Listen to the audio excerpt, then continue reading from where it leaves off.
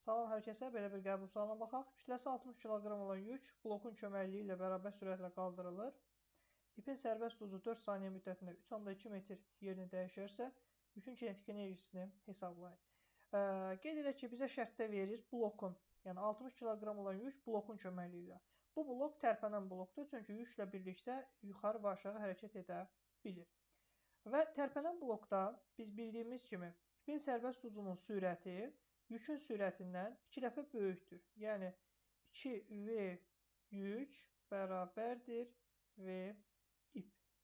Daha sonra 4 saniyə ipin sərbəst uzu 4 saniyə müddətində 3,2 metr yerini dəyişərsə, demək ipin sərbəst uzunun sürəti nəyə bərabərdir? V ip bərabərdir L bölünsün T. Yəni 3,2 bölünsün 4. O da eləyir 0,8.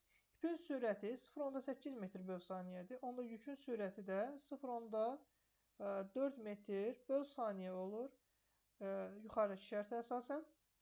Yükün sürəti 0,4 metr böl saniyə olduğundan kinetik enerjinin düsturuna əsasən Y bərabərdir mv kvadratı bölünsün 2-yə.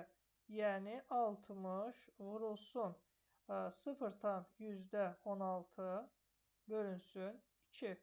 O deyir 60 ixtisar gedir. Cavab olur 4,8 joule.